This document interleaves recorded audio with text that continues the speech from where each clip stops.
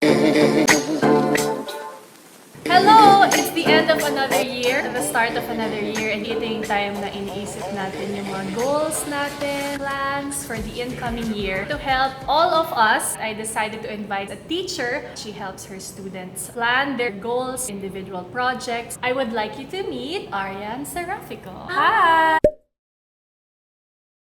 We're here in her office, co-working space. So how do I even begin to set my goal for 2018? Okay lang ba? Let's take a walk. Okay, so the first step, a lot of people, pag nagsiset sila ng goals, diba usually we take out a piece of paper, we do a list. Mahabang list ng lahat ng gusto natin gawin. But I think isa sa mga things that we skip, which is super important, is to do a review muna of your past year. Step number 1 is to acknowledge where you are right now and be grateful for it. 3 major questions lang that you should ask yourself. One is, what went well this year? Because you need to celebrate also your wins. What went well? And then the second one is, what didn't go well? So ano yung mga failures mo, mga disappointments mo, ano yung mga hindi mo nagawa?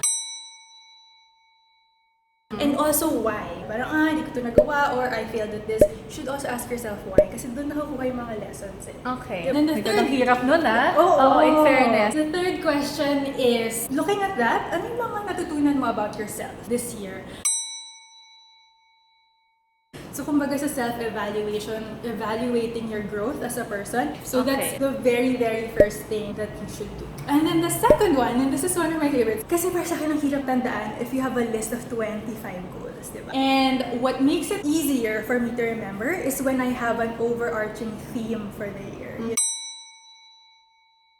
Para sa akin kasi, pag 25 things that you need to do by 2nd week of January, wala na. Right. Remote mo na yan lahat. Right. But when you have an overarching theme, this is what's most important to me this year. This is the story I want to write for myself this year. The way I look at it in the greater scheme of things, your life is this one big book. And isipin mo, okay, 2018, ano ang chapter title ng 2018? I like that. So give us a sample of themes you've had. I'll give na lang examples from my students. So, ito kasing student ko ito, sabi niya, you know what, dito sa day job ko, hindi na ako nag-grow, hindi na ako natututo. Sabi niya, this year, what I want to prioritize is learning. My theme for the year is to learn more in 2017. So, ang naging goals niya under that overarching theme, I want to enroll in more workshops. Whenever may opportunity na makapag-training, I'll sign up for it. To attend a conference, I will do it. Yun yung naging theme niya. It could also be a sentence. One of my students, sabi niya, 2017 is the year I will become a published author.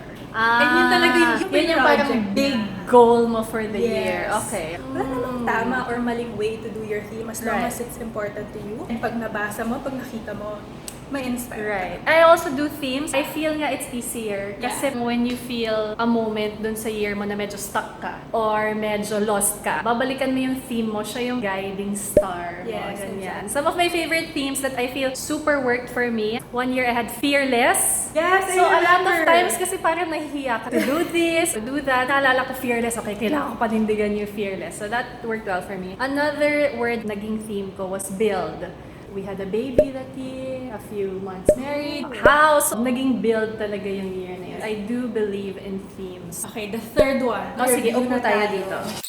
Is, magbukas tayo ng ilaw. May darkness. Okay. the next one is, I think you have to ask yourself, anong gusto mo talagang buhay na i-enjoy sa 2018? The reason that I ask this, one of my favorite quotes is from Ariane Huffington in her book Thrive. She says something like, the question shouldn't be, what do I want to do? The question should be, what kind of life do I want to live? Usually nga naman, when we set goals, copy-paste lang yan from last year, diba? Namang hindi natuloy, naudlot. Lose weight, save more. But if you ask yourself, what kind of life do I want to live? Anong klaseng buhay yung gusto kong i-enjoy this year? Anong tipong tao yung gusto kong maging this year? And then, once you answer that, make sure that the goals you set are aligned to that. Hindi lang basta copy-pasted list from last year. So, if you really want to travel this year, and that's your theme, maybe, dapat yung goals mo aligned to that. Not only your goal to travel, also your financial goals. Diba? Yung iiwan mong trabaho goals. Exactly. Diba? Para lang hindi siya just a list of unrelated goals. You have a theme, tapos yung goals na isa-set mo that are most important to you, align dun sa theme mo. So para sa akin, if you follow those 3 steps, mas magiging meaningful yung goals na isa-set mo for the year and hindi mo siya kaagad-agad malilimutan by February. Yes. Oh, thank you very much, Ariane. If they're interested, she does amazing online courses, free courses, paid courses. So if you want more guide questions for how to do your year-end review or how to set your themes, you can download that from the website. Everything is over at the Purposeful Creative. Thank you, and Happy New Year to us, and good luck with our themes. We hope that helped you guys. Natin.